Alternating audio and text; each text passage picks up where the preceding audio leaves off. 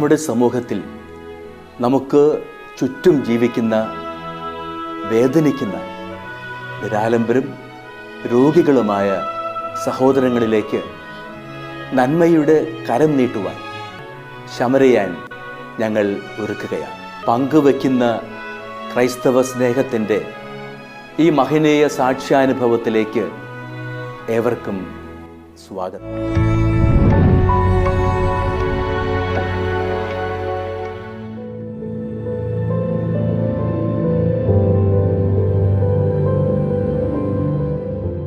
ഇത് തൃശ്ശൂർ ജില്ലയിൽ ഇരിങ്ങാലക്കുട കാർളം ഗ്രാമപഞ്ചായത്തിൽ 4-ാം വാർഡിൽ നെല്ലിശ്ശേരി ഭഗവത് സിംഗ് മകൻ സനൽ NB 2021 മാർച്ച് മാസം മുതൽ ആഴ്ചയിൽ 3 ഡയാലിസിസുകൾക്ക് വിധേയനായിക്കൊണ്ടിരിക്കുന്ന ഒരു വൃക്ക രോഗിയാണ് അദ്ദേഹം.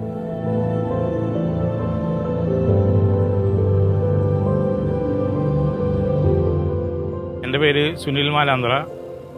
കാർളം ഗ്രാമപഞ്ചായത്തിൻ്റെ 4-ാം വാർഡ് മെമ്പറും പഞ്ചായത്തിൻ്റെ വൈസ് പ്രസിഡൻറ്റും കൂടിയാണ്. ഞങ്ങളുടെ 4-ാം വാർഡിൻ്റെ ചെമ്മണ്ടയിൽ ഭഗത് സിംഗ് നേട്ടൻ്റെ മകനായിട്ടുള്ള സനൽ കഴിഞ്ഞൊരു 3 വർഷമായിട്ട് 2021 മുതൽ കിഡ്നി സംബന്ധമായ അസുഖം മൂലം ഇപ്പോൾ ദീർഘനാളായി ഡയാലിസിസ് ചെയ്തു വരികയാണ്. അദ്ദേഹത്തിന് ഒരു കൊച്ചു ജോലി ഉണ്ടായിരുന്നു, നല്ല ചെറുപ്പക്കാരൻ. പക്ഷേ ഈ ഭീമമായ അസുഖത്തിൻ്റെ, മാരകമായ അസുഖത്തിൻ്റെ അടിമയായ കാരണം നിത്യവൃത്തിക്ക് തന്നെ പാടില്ലാത്ത ഒരു അവസ്ഥയാണ്. ആഴ്ചയിൽ 3-4 പ്രാവശ്യമൊക്കെ ഡയാലിസിസ് ചെയ്യേണ്ടവരാണ്.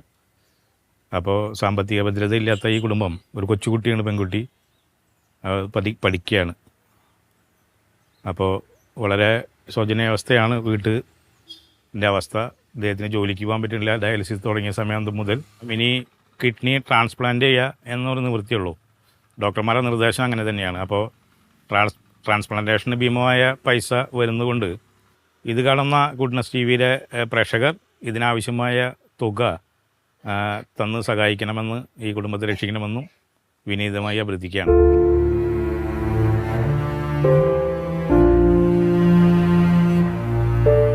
ഭാര്യയും സ്കൂളിൽ പഠിക്കുന്ന ഒരു മകളും വയസ്സായ മാതാപിതാക്കളും ഇദ്ദേഹത്തിൻ്റെ കുടുംബം. ഇദ്ദേഹത്തിന് +1, +2 ക്ലാസ്സുകളിലേക്കുള്ള പഠനഗ്രന്ഥങ്ങളുടെ വിൽപ്പനയായിരുന്നു തൊഴിൽ. ആലപ്പുഴ, പത്തനംതിട്ട എന്നീ ജില്ലകളിലായിരുന്നു ജോലി ചെയ്തിരുന്നത്.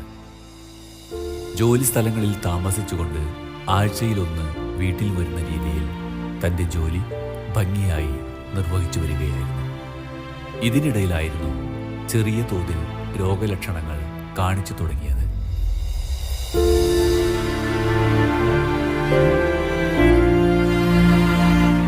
എൻ്റെ പേര് ശ്രുതി, സനലിൻ്റെ ഭാര്യയാണ്. 2015 ഞങ്ങളെ കല്യാണം. ആള് സെയിൽസ് ആയിരുന്നു, ആൾക്ക് ജോലി. ആലപ്പുഴയിലായിരുന്നു. തൃശ്ശൂരാണ് അവരുടെ ഓഫീസ്. ആഴ്ചയിൽ വെള്ളിയാഴ്ച വന്ന് ഞായറാഴ്ച പോവുക, അങ്ങനെയായിരുന്നു.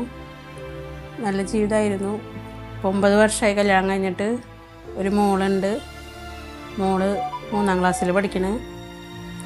ഇവിടെ അടുത്തുള്ളൊരു സ്കൂളിൽ തന്നെയാണ്. പിന്നെ എൻ്റെ വീട് പടിയൂര്. അവിടെ അമ്മയും ചേച്ചിയാണുള്ളത്. അച്ഛനില്ല. എനിക്ക് 4 വയസ്സുള്ളപ്പോൾ അച്ഛൻ മരിച്ചു.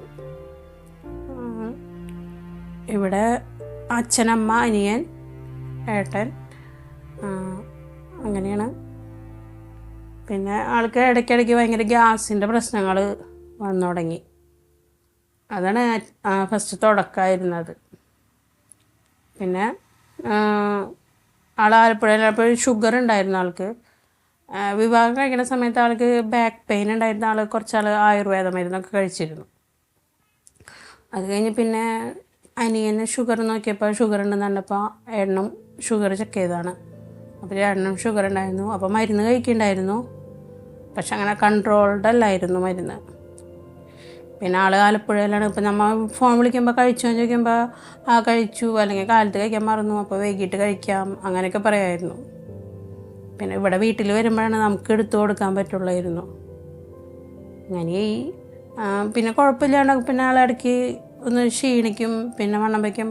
അപ്പോൾ നമ്മളതൊന്നും കാര്യമാക്കിയിരുന്നില്ല. പിന്നെ ഇങ്ങനെയൊക്കെ ആയി പിന്നെ കുറച്ചാൾ കഴിഞ്ഞപ്പോഴേക്കും ആൾക്ക് ഭയങ്കര ബുദ്ധിമുട്ടായി. ബ്രഷ് ചെയ്യുമ്പോൾ വോമിറ്റിംഗ് ടെൻഡൻസി ഒക്കെ കൂടുതൽ. അതൊക്കെ ആയിട്ട് ഒരു ദിവസം ഞാൻ എൻ്റെ അമ്മയ്ക്ക് വയ്യാണ്ട് എൻ്റെ വീട്ടിലായിരുന്നു. ആ സമയത്ത് ചേട്ടൻ വീട്ടിലിവിടെ വന്നിട്ട് പറഞ്ഞു എനിക്ക് തീരെ വയ്യ എന്ന് പറഞ്ഞിട്ട് കോപ്പറേറ്റീവ് ഹോസ്പിറ്റലാണ് പോയത്. അവിടെ പോയി ഡോക്ടറെ കണ്ടു, ബ്ലഡൊക്കെ ടെസ്റ്റ് ചെയ്തപ്പോൾ അവർ ഷുഗർ ഉള്ളതാണെന്ന് പറഞ്ഞപ്പോൾ ക്രിയാറ്റിൻ എന്ന് പറഞ്ഞാൽ ഇതൊക്കെ ടെസ്റ്റ് ചെയ്യാൻ കൊടുത്തു. ക്രിയാറ്റിൻ ഷുഗറുള്ളവർ ക്രിയാറ്റിൻ നോക്കണം എന്നുള്ളത് അന്നാണ് നമ്മൾ അറിഞ്ഞത്.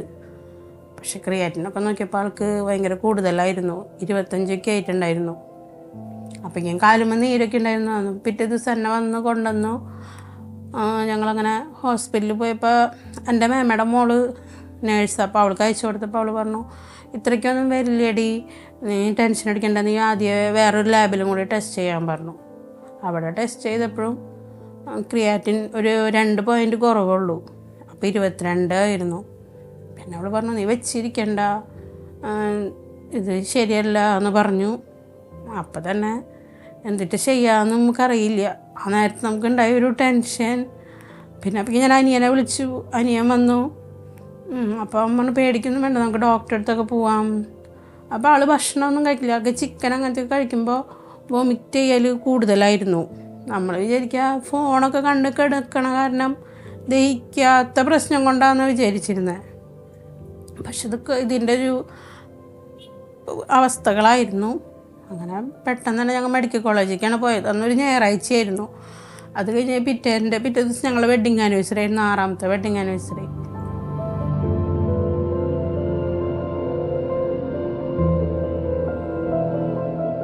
ജോലിയെ ബാധിക്കുന്ന വിധത്തിൽ അസ്വസ്ഥത അനുഭവപ്പെട്ടു തുടങ്ങിയപ്പോഴാണ് വിശദമായ പരിശോധനയ്ക്ക് വിധേയപ്പെടുകയും അവസാനം വൃക്കരോഗമാണെന്ന് മനസ്സിലാക്കുകയും ചെയ്തു. രോഗം തിരിച്ചറിഞ്ഞ ഉടനെ തന്നെ ഡയാലിസിസ് ആരംഭിക്കേണ്ട സ്ഥിതിയിലേക്ക് എത്തിക്കഴിഞ്ഞിരുന്നു.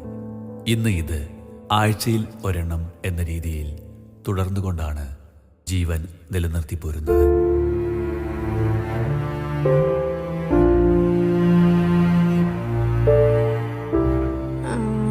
പെട്ടെന്ന് തന്നെ അപ്പോൾ ഹോസ്പിറ്റലിലേക്ക് പോവാന്ന് പറഞ്ഞു. അങ്ങനെ മെഡിക്കൽ കോളേജിലേക്കാണ് പോയത്. കുറേ നേരം അപ്പോഴേക്കും ആൾക്ക് വയ്യായ്മകൾ ഇങ്ങനെ കൂടി വരാം, കാലുമ്മ നീര് വരാ, ഛർദ്ദിക്കാൻ വരുന്ന ഭയങ്കര ബുദ്ധിമുട്ടുകളായിരുന്നു. അങ്ങനെ അവിടെ ചെന്ന് ഡോക്ടറെ കണ്ടപ്പോൾ അവർ അഡ്മിറ്റ് ചെയ്യാമെന്ന് പറഞ്ഞു. വെളുപ്പിന് 2 മണിയൊക്കെ ആയിട്ടുണ്ട് അഡ്മിറ്റ് ചെയ്തപ്പോൾ. അഡ്മിറ്റ് ചെയ്തു. അപ്പോൾ ബെഡൊന്നും നമുക്ക് കിട്ടിയില്ല. നമ്മൾ കയ്യിൽ പ്രത്യേകിച്ചൊന്നും കരുതിയില്ല, ജസ്റ്റ് ഒന്ന് ഡോക്ടറെ കാണാം എന്നുള്ളൊരു രീതിയിൽ പോയി. പിന്നെ ഒരു നിലയിൽ നിന്ന് വേറൊരു നിലയ്ക്ക് കൊറോണയായിരുന്നു ആ സമയത്ത്. വേറെ നിലയ്ക്ക് ഇങ്ങനെ മാറ്റി നമ്മൾ ഓരോ ദിവസം ഇങ്ങനെ വെവ്വേറെ കൊണ്ടുപോവാണ്. അങ്ങനെ ഒരു വാർഡ് കിട്ടി. അവിടെ നോക്കിക്കും. പിന്നെ എൻ്റെ വീട്ടിൽ നിന്ന് ചേച്ചിയും ചേട്ടന്മാരൊക്കെ വന്നു, ഇവിടെ നിന്ന് അനിയൻ എല്ലാവരും ഉണ്ടായി. അത് കഴിഞ്ഞ് അവരൊക്കെ കുഴപ്പമൊന്നുമില്ല. ബ്ലഡൊക്കെ ടെസ്റ്റ് ചെയ്തപ്പോൾ അവിടെ ചെന്നപ്പോൾ ക്രിയാറ്റിൻ നോക്കിയപ്പോൾ 20. അപ്പോഴും അവർ ഒന്നും പറഞ്ഞില്ല, ഡോക്ടർ വരട്ടെ എന്ന് പറഞ്ഞു. അങ്ങനെ ഇന്ന് അപ്പോൾ ഞങ്ങൾ അടുത്ത് കിടക്കുന്ന ബെഡിൽ ചേച്ചി പറഞ്ഞു നെഫ്രോളജിനെയൊക്കെ കാണണമെങ്കിൽ നമ്മളെന്തായാലും വീട്ടിലൊന്ന് പോയി കണ്ട് സംസാരിക്കണം, അപ്പോഴാണ് അവർ കൂടുതലായിട്ട് നമ്മളെ വന്ന് കെയർ ചെയ്യുള്ളൂ എന്ന് പറഞ്ഞു. അപ്പോൾ ഞങ്ങളവിടെ പോയി ബ്രദറും എൻ്റെ മേമയൊക്കെ കൂടി പോയി ഡോക്ടറെ വീട്ടിൽ പോയി ഡോക്ടറെ കണ്ടു. എന്നിട്ട് ഡോക്ടർ പിറ്റേ ദിവസം വന്നു. അവർ വന്നപ്പോഴേക്കും പെട്ടെന്ന് അങ്ങോട്ട് ഡയാലിസിസ് അങ്ങോട്ട് തുടങ്ങണം എന്നുള്ളൊരു പെട്ടെന്നൊരു ഇതായിരുന്നു. സത്യം പറഞ്ഞാൽ ഷോക്കായിപ്പോയി. നമ്മൾ അങ്ങനെയൊന്നും വിചാരിക്കണില്ലല്ലോ, ജസ്റ്റ് മരുന്ന് കഴിച്ചാൽ മാറും എന്നുള്ളൊരു ഇതാണ്. അപ്പോഴും ആൾക്ക് യൂറിൻ പോകാനുള്ള ബുദ്ധിമുട്ടോ അങ്ങനെയൊന്നും ഉണ്ടായിരുന്നില്ല. അപ്പോൾ പെട്ടെന്ന് അവരങ്ങനെ പറഞ്ഞ കാരണം അപ്പോൾ ആ നേരത്ത് ആരും ഉണ്ടായിരുന്നില്ല, എല്ലാവരും അത്ര നേരം ഉണ്ടായിരുന്നു, എല്ലാവരും പോയി. പിന്നെ അവർ പറഞ്ഞു വേഗം ക്ലീൻ ചെയ്യണം, അത് ചെയ്യണം ഇത് ചെയ്യണം എന്ന് പറഞ്ഞപ്പോൾ ഞാനൊരാളുണ്ട്, എനിക്കാണെങ്കിൽ ഈ പരിധി വിട്ട് വേറൊരു സ്ഥലത്തേക്ക് പോകാൻ എനിക്ക് അറിയില്ല, അതിനുള്ളൊരു ധൈര്യമില്ല. അപ്പോൾ ഞാൻ കരയുമ്പോൾ ആളും ഭയങ്കര വിഷമം, ടെൻഷൻ അടിക്കേണ്ട, നമുക്ക് വേറെ ആരും ഇല്ലല്ലോ. അപ്പോൾ ഞാൻ എല്ലാവരും വിളിക്കുന്നുണ്ട്, വേഗം വായോ ഡോക്ടർ ഇങ്ങനെ പറയണു എന്നൊക്കെ പറഞ്ഞു. അവർ പറഞ്ഞു പേടിക്കണ്ട, ഞങ്ങൾ അതേ വരുന്നതെന്ന് പറഞ്ഞു. അപ്പോൾ ഞങ്ങൾ താഴ്ത്താണ് വിരിച്ചിട്ട് കിടക്കണേ. അപ്പോൾ അതിൻ്റെ ഇപ്പുറത്തുള്ളൊരു ബെഡിൽ ഒരു പേഷ്യൻ്റ് ഡിസ്ചാർജ് ആവണമെന്ന് പറഞ്ഞു. അപ്പോൾ അവർ പറഞ്ഞു വിഷമിക്കേണ്ട, ഞങ്ങളിപ്പോൾ പോവും, അപ്പോൾ നിങ്ങളിവിടെ കിടന്നോ എന്ന് പറഞ്ഞു. അപ്പോഴേക്കും കാലുമൊക്കെ നീരണല്ലേ. അപ്പം എന്നിട്ട് ചെയ്യാമെന്ന് എനിക്കറിയണ്ടായില്ല. ബാഗ് വരെ വിളിച്ചു, ഇവരൊക്കെ വന്നു. അപ്പോഴേക്കും അവർ കത്രിട്ടിലിടണം, ഇപ്പം തന്നെ ഡയാലിസിസ് ചെയ്യണം എന്നൊക്കെ പറഞ്ഞു.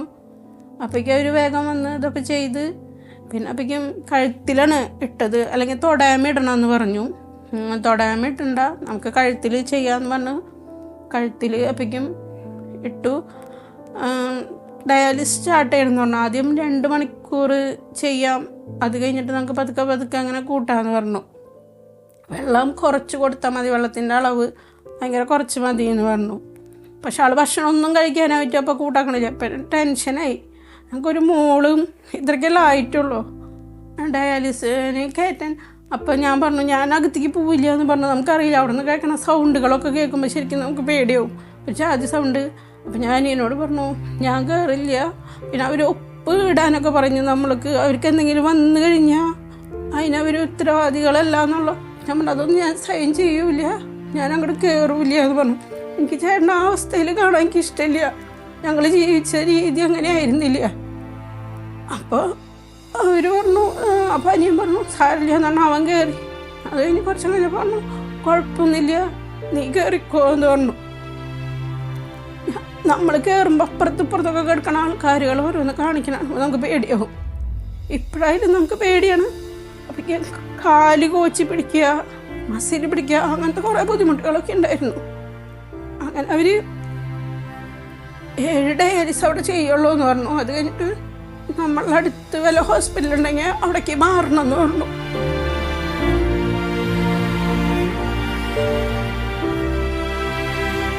തന്റെ ബാല്യകാലത്തു തന്നെ അച്ഛൻ നഷ്ടപ്പെട്ടതിന്റെ ദുഃഖം ഉള്ളിൽ പേറി നടക്കുന്ന ഇദ്ദേഹത്തിന്റെ ഭാര്യയ്ക്ക് ആ ദുരവസ്ഥ തന്റെ മകൾക്ക് വരരുതെന്നുള്ള പ്രാർത്ഥനയാണുള്ളത്.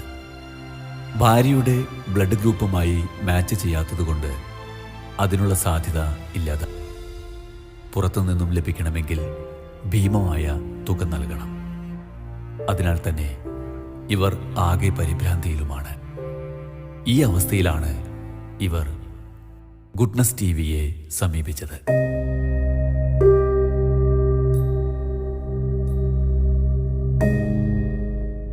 ആദ്യം ടെൻഷൻ ഉണ്ടായാലും പിന്നെ വിചാരിച്ചു ഇത് നമുക്ക് തന്നെ മുന്നോട്ടായിരിക്കും, ടെൻഷൻ വെച്ചിട്ട് കാര്യമില്ല എന്ന് വിചാരിച്ച് പിന്നെ ആളുടെ കൂടെ ഞാനും പോകാൻ തുടങ്ങി, അതിൻ്റെ ഉള്ളിലേക്ക് കയറാൻ തുടങ്ങി.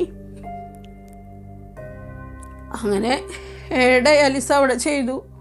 അപ്പോഴും എനിക്കിത് ജീവിതകാലം മുഴുവൻ നമ്മൾ ഈ ഡയാലിസിസ് ചെയ്യണം എന്നുള്ള കാര്യം എനിക്കൊന്നും അറിയില്ലായിരുന്നു. പിന്നെ ഡോക്ടർ വീട്ടിൽ പോയതും സംസാരിച്ചതൊക്കെ അനിയനും മേമിക്കണം. അവരിങ്ങനെ ട്രാൻസ്പ്ലാന്റ് വേണമെന്ന് ഡോക്ടർ പറഞ്ഞു.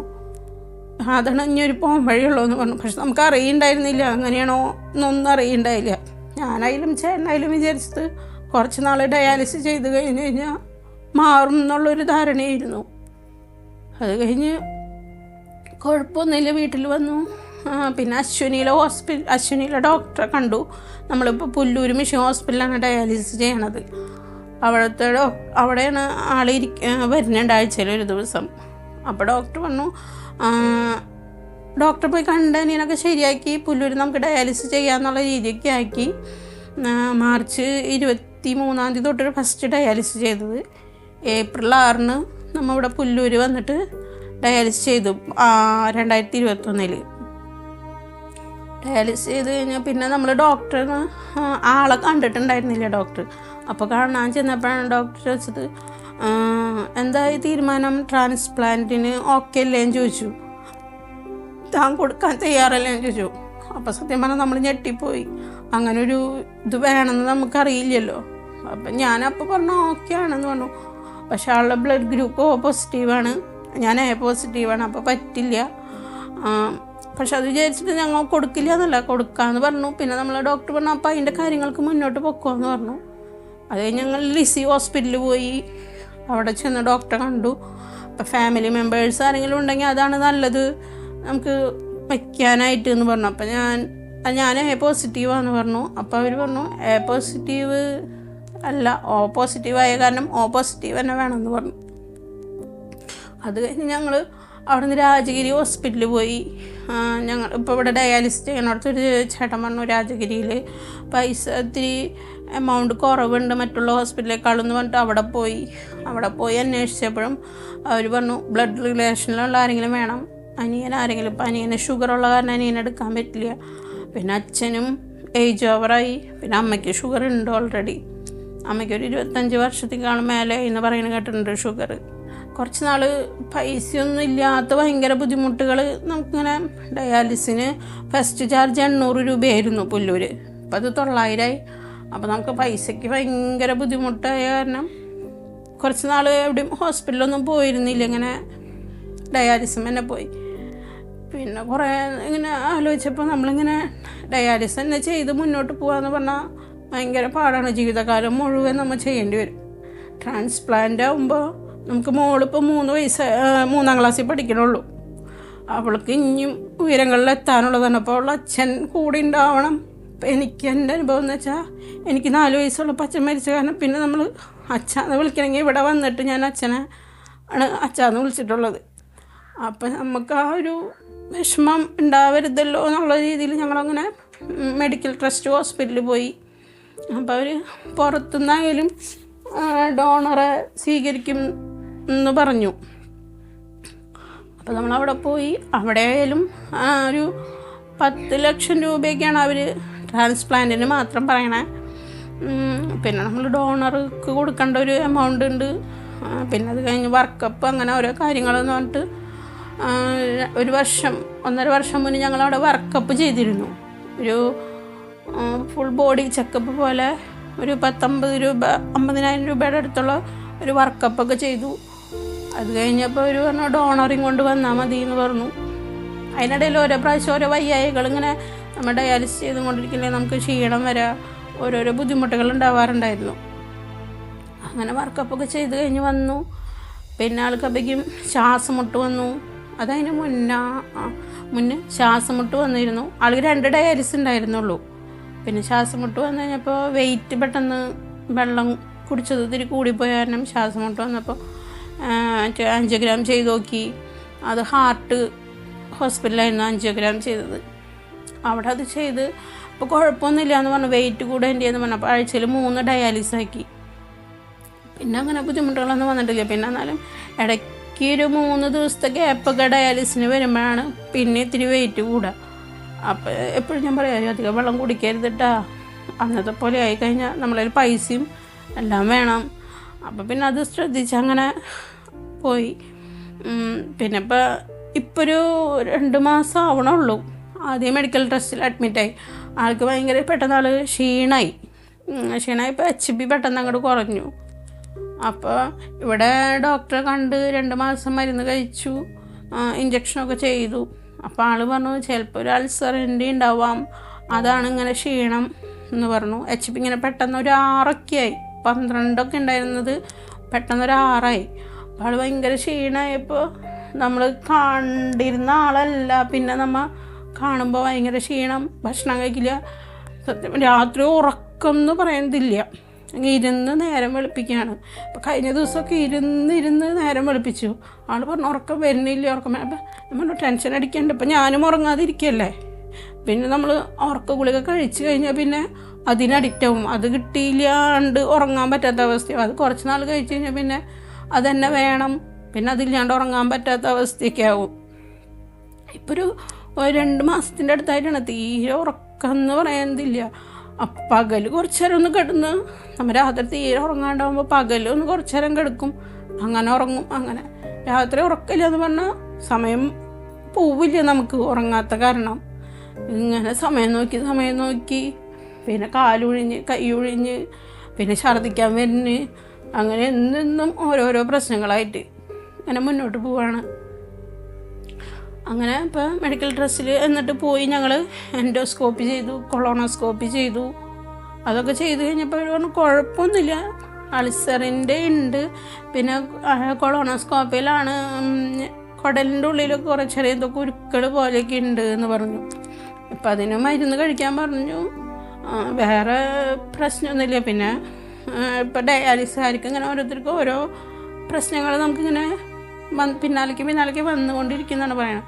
പെട്ടെന്ന് നമ്മൾ ട്രാൻസ്പ്ലാന്റ് നോക്കുകയാണെങ്കിൽ അതാണ് നമുക്ക് നല്ലത്. വേഗം ചെയ്യുകയാണെങ്കിൽ വേറെ അസുഖത്തിൽ നിന്ന് നമുക്ക് മുന്നേറാമല്ലോ. അങ്ങനെ പറഞ്ഞു. ഇപ്പം കഴിഞ്ഞ ദിവസം ഞങ്ങൾ പോയിട്ടുണ്ടായിരുന്നു, ചെക്കപ്പിന് പോയിട്ടുണ്ടായിരുന്നു. അപ്പം ഡോക്ടർ പറഞ്ഞു HP കൂടിയിട്ടില്ല, 7.9 ആയിട്ടുള്ളൂ. ആൾക്കാണെങ്കിൽ ഭയങ്കര ക്ഷീണം, രാത്രി ഉറങ്ങാൻ പറ്റണില്ല. അപ്പം ആളുറങ്ങില്ല, നമ്മൾ ഉറങ്ങണില്ല. നമ്മൾ ലൈറ്റ് ഇട്ടിരിക്കുമ്പോൾ കൊച്ചിന് നേരം വിളിക്കുമ്പോൾ സ്കൂളിൽ പോകുമ്പോൾ ഭയങ്കര തലവേദന, അങ്ങനെ ഓരോ ബുദ്ധിമുട്ടുകൾ ഇങ്ങനെ ഉണ്ട്.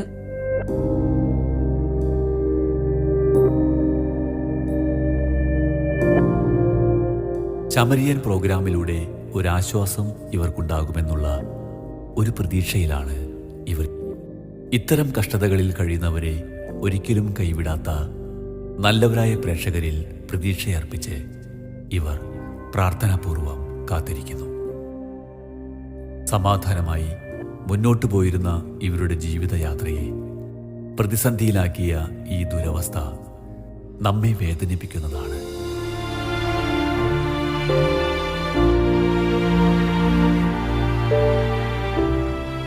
ട്രാൻസ്പ്ലാന്റേഷൻ പെട്ടെന്ന് ചെയ്യാനാണ് ഇപ്പോൾ ഡോക്ടർ കണ്ടപ്പോഴും പറഞ്ഞത്. ഇനിയപ്പോൾ കുറച്ച് വർക്കപ്പുകളും കൂടി നമുക്ക് ചെയ്യാണ്ട്. ഇപ്പോൾ ആദ്യം ഒരേ ബോഡി ഇങ്ങനെ വീക്കായി വരല്ല, അപ്പോൾ ഒന്നും കൂടി നമുക്ക് വർക്കപ്പ് ചെയ്യണമെന്ന് പറഞ്ഞിട്ടുണ്ട്. അപ്പം അതിന് വേണ്ടിയിട്ട് അപ്പം ഞാൻ പറഞ്ഞു ഡോണറായിട്ട് ഞങ്ങൾ വരാം. അപ്പോൾ പൈസയൊക്കെ ആയാലും ഭയങ്കര ബുദ്ധിമുട്ടാണ്. നമ്മുടെ ഇവിടെ കമ്മിറ്റിയൊക്കെ രൂപീകരിച്ച് അതിൽ കുറച്ച് എമൗണ്ടൊക്കെ വന്നിട്ടുള്ളൂ. അപ്പോൾ നമ്മളതിൽ വേറെ പൈസ ഇല്ലാത്ത കാരണം നമ്മൾ അതിൽ നിന്നൊക്കെ പൈസ എടുത്തിട്ടാണ് ഇപ്പോൾ ഡയാലിസിനൊക്കെ നമ്മൾ പൈസ കൊടുക്കണം. ഇപ്പോൾ മെഡിക്കൽ ട്രസ്റ്റിൽ ഇപ്പോൾ കിടന്നപ്പോഴും 50,000 രൂപയോളം നമുക്കായി. അപ്പോൾ അതൊക്കെ അതിൽ നിന്ന് തന്നെ എടുത്തിട്ട് ചെയ്യേണ്ടത്. വേറൊരു തുക നമ്മളെ കയ്യിലില്ല. നമുക്കൊരു ജോലിക്ക് പോകാനായാലും എനിക്ക് പറ്റണില്ല, ഇപ്പോൾ ചേട്ടനായാലും പറ്റണില്ല. ആൾ ആലപ്പുഴയിലായിരുന്ന കാരണം ഇപ്പം അങ്ങോട്ട് പോയി ജോലി ചെയ്ത് വരാമെന്ന് പറഞ്ഞാൽ നടക്കണ കാര്യമല്ലല്ലോ. അപ്പോൾ ഇവിടെ ആയാലും എനിക്കായാലും ഒന്നിനും പോകാൻ പറ്റണില്ല. ഇപ്പോൾ മോളുടെ കാര്യം നോക്കണം, എല്ലാം വീട്ടിൽ ഇപ്പം അച്ഛനമ്മയുണ്ട്, എന്നാലും നമ്മൾ നിൽക്കേണ്ടോടത്ത് നമ്മൾ തന്നെ നിൽക്കണമല്ലോ. ഇപ്പോൾ മോള് ഇപ്പോൾ ഇത്രയ്ക്കെല്ലാം ആയിട്ടുള്ളൂ. അവൾക്കും ഭയങ്കര വിഷമമാണ്. ഞങ്ങൾ ഡയാലിസിന് പോയി കഴിഞ്ഞാൽ വിളിക്കും, എപ്പോഴാണ് വരാമേ, അച്ഛൻ ഇറങ്ങിയ. ഇപ്പോൾ ഇന്നലെ തന്നെ വരാൻ നേരം വൈകി. ഇന്നലെ ഇപ്പോൾ വരുമ്പോൾ ഡയാലിസിസ് കഴിഞ്ഞപ്പോഴേക്കും ആൾക്ക് ഒരു ചെറിയ ഷിവറിങ് വന്നു, പനിക്കണ പോലെ ഭയങ്കര ബുദ്ധിമുട്ടൊക്കെ ആയിട്ട്. പിന്നെ കാഷ്വാലിറ്റിയിലൊക്കെ കണ്ടുവരാമെന്ന് പറഞ്ഞു. അപ്പോഴേക്കും അവർ എന്തോ ഇഞ്ചക്ഷനൊക്കെ ചെയ്ത് കുഴപ്പമൊന്നുമില്ല എന്ന് പറഞ്ഞു. വീട്ടിലെത്തിയപ്പോൾ തന്നെ 8:30 അങ്ങനെ വൈകിട്ടും ഡയാലിസിന് പോകുമ്പോൾ വരുമ്പോൾ നമ്മൾ ശരിക്കും 9 മണിയൊക്കെ ആവും. നമ്മളൊരു ദിവസം ഫുള്ള് പോവും. അപ്പോൾ കാലത്ത് പോയാലും 11 മണിക്ക്, ഷിഫ്റ്റിന് പോയാലും വരുമ്പോൾ 5 മണിയൊക്കെ ആവും. അപ്പോഴും നമുക്ക് അന്നത്തെ ദിവസം ഒന്നും ചെയ്യാനായിട്ട് പിന്നെ പറ്റില്ല. പിന്നെ മോളെ അച്ഛൻ ട്യൂഷന് കൊണ്ടുവന്നാക്കുക അങ്ങനെയൊക്കെ ചെയ്യണ കാരണം നമുക്ക് കുഴപ്പമില്ല. അപ്പം അമ്മയായാലും മോളെ നോക്കിക്കോളും. പിന്നെ ഇത് കാണുന്ന ഗുഡ്നസ് ടിവിയുടെ എല്ലാവരും ഞങ്ങൾക്ക് വേണ്ടി പ്രാർത്ഥിക്കണം. എനിക്കുണ്ടായ ഒരു വിഷമം എൻ്റെ മോൾക്ക് ഉണ്ടാവരുത് എന്നുള്ളൊരിത് കൊണ്ടാണ്. പെട്ടെന്ന് നമുക്ക് ട്രാൻസ്പ്ലാന്റ് ചെയ്യാൻ പറ്റുകയാണെങ്കിൽ അതായിരുന്നു ഭയങ്കര നല്ലതെന്ന് ഡോക്ടർ പറഞ്ഞു. അപ്പം അതിനു വേണ്ടി എല്ലാവരും പ്രാർത്ഥിക്കണം. ഹെഡിന് പെട്ടെന്ന് ഡയാലിസിസ് ഒക്കെ മാറ്റി ട്രാൻസ്പ്ലാന്റ് ഒക്കെ ചെയ്ത് ഓക്കെ ആവണമെന്ന് എല്ലാവരും വിനീതമായി പ്രാർത്ഥിക്കണം, അപേക്ഷിക്കണം.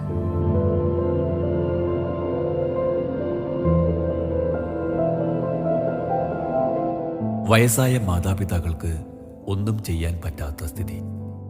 കുഞ്ഞുമക്കളുടെ ഭാവിയെ ഓർത്തുള്ള ഇവരുടെ ദുഃഖവും ആശങ്കയും നമുക്കും മനസ്സിലാക്കാവുന്നതാണ്.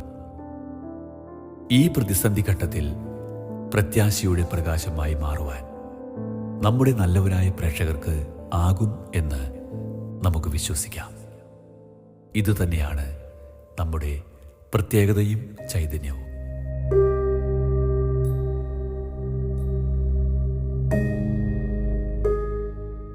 എൻ്റെ പേര് സുമതി ഗോപിനാഥൻ. എൻ്റെ ആങ്ങളയുടെ മകനാണ് സനൽ. ഇത്ര ചെറുപ്പത്തിൽ അവനിങ്ങനത്തെ ഒരു രോഗം വന്നതിൽ ഞങ്ങൾക്ക് എല്ലാവർക്കും വിഷമമുണ്ട്. അവനൊരു സാമ്പത്തിക സഹായം ചെയ്ത് കിഡ്നി മാറ്റിവയ്ക്കാനുള്ള ധനസഹായം നൽകണമെന്ന് വിനീതമായി അപേക്ഷിച്ചു കൊള്ളുന്നു.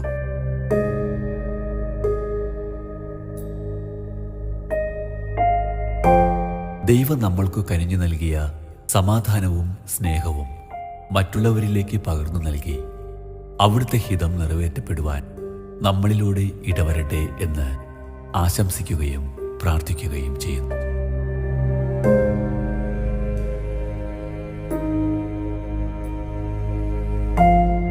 വിശദ വിവരങ്ങൾക്ക് Samarian Divine Charitable Trust, father Philip Nedunthuruthil VC, care of Divine Vision, Divine Media Complex, Muringoor PO, Chalakudy, Thrissur, Kerala. Pin 680309. Phone 048027000893. Mobile 9446143727. Email samarian.divinevision@gmail.com. പ്രിയ സഹോദരി സഹോദരന്മാരെ, ഗുഡ്നസ് TVയിലെ സമറിയാൻ എന്ന പ്രോഗ്രാമിലൂടെ ഞങ്ങൾ നിങ്ങളെ പരിചയപ്പെടുത്തിയ മോഹൻ എന്ന സഹോദരന് വേണ്ടി സമാഹരിച്ച ചികിത്സാ സഹായ നിധി കൈമാറുന്നതിന് വേണ്ടിയാണ് ഞാനിപ്പോൾ നിങ്ങളുടെ മുൻപിൽ നിൽക്കുന്നത്. എൻ്റെ വലതുവശത്ത് നിൽക്കുന്നത് മോഹനാണ്. അദ്ദേഹം 10-12 വർഷമായിട്ട് ഡയാലിസിസ് ചെയ്തുകൊണ്ടിരിക്കുന്ന ഒരു കിഡ്നി രോഗിയാണ്. ഇപ്പോഴാഴ്ചയിൽ 3 പ്രാവശ്യം അദ്ദേഹം കോലഞ്ചേരി മെഡിക്കൽ കോളേജിൽ ഡയാലിസിസ് ചെയ്തുകൊണ്ടിരിക്കുകയാണ്. അദ്ദേഹം ഒരു കൽപ്പണിക്കാരനായിരുന്നു. ഈ രോഗബാധിതനായതിനു ശേഷം അദ്ദേഹത്തിന് അതിന് സാധിക്കുന്നില്ല. അദ്ദേഹത്തിന് 3 പെൺമക്കളാണ് ഉണ്ടായിരുന്നത്. അവരെ കെട്ടിച്ചു വിട്ടു. അപ്പോൾ അദ്ദേഹവും ഭാര്യയുമാണ് താമസിക്കുന്നത്. കോലഞ്ചേരി അടുത്തുള്ള കിങ്ങിണി മറ്റത്താണ് അദ്ദേഹത്തിൻ്റെ വീട്. വേറെ പ്രത്യേക വരുമാനമൊന്നും അവർക്ക് ഇല്ല. ഈ സാഹചര്യത്തിലാണ് ഗുഡ്നസ് TV അവരെ പരിചയപ്പെടുന്നതിനും ഗുഡ്നസ് TVയിലൂടെ അവരെ പരിചയപ്പെടുത്തുന്നതിനും ഇടയായത്. ആ സാഹചര്യത്തിൽ ഗുഡ്നസ് TVയുടെ നല്ലവരായ പ്രേക്ഷകർ വളരെ നിർലോഭമായിട്ട് സഹായിച്ചതിൻ്റെ ഫലമായിട്ട് ഇപ്പോഴും 1,05,000 രൂപ അദ്ദേഹത്തിന് കൈമാറുന്നതിനായിട്ട് സാധിക്കുകയാണ്. അദ്ദേഹത്തിൻ്റെ ചികിത്സാ സഹായത്തിന് വേണ്ടി സമാഹരിച്ച തുകയുടെ ചെക്ക് നിങ്ങളുടെ എല്ലാവരുടെയും പേരിൽ ഞാനിപ്പോൾ ശ്രീ മോഹനന് കൈമാറുകയാണ്.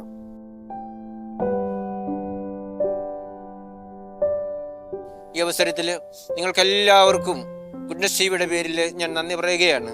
ദൈവം നിങ്ങളെല്ലാവരെയും സമൃദ്ധമായിട്ടും അനുഗ്രഹിക്കട്ടെ. ആയുസ്സും ആരോഗ്യം നൽകി അനുഗ്രഹിക്കണമെന്ന് പ്രാർത്ഥിക്കുകയാണ്. അതോടൊപ്പം തന്നെ നിങ്ങളുടെ പ്രവർത്തനങ്ങളിലെല്ലാം വിജയവും ജീവിതത്തിൽ സന്തോഷവും സമാധാനവും ധാരാളമായിട്ട് അനുഭവിക്കുന്നതിന് നിങ്ങൾക്കിടയാകട്ടെ എന്ന് ഞാൻ പ്രാർത്ഥിക്കുകയാണ്. ഒരിക്കൽ കൂടി ഈ മോഹനെ നിങ്ങളുടെ മുൻപിൽ ഞാൻ സമർപ്പിക്കുന്നു. അദ്ദേഹത്തെ ഓർത്ത് നമുക്ക് പ്രാർത്ഥിക്കാം. രോഗസൗഖ്യവും ആരോഗ്യവും എത്രയും പെട്ടെന്ന് ലഭിക്കുന്നതിന് വേണ്ടി നമുക്ക് അദ്ദേഹത്തിന് വേണ്ടി ഇനിയും തുടർന്ന് പ്രാർത്ഥിക്കാം. സാമ്പത്തികമായിട്ട് എന്നെ സഹായിച്ച എല്ലാ നല്ലവരായ ആളുകളോടും നന്ദി പറയുന്നു.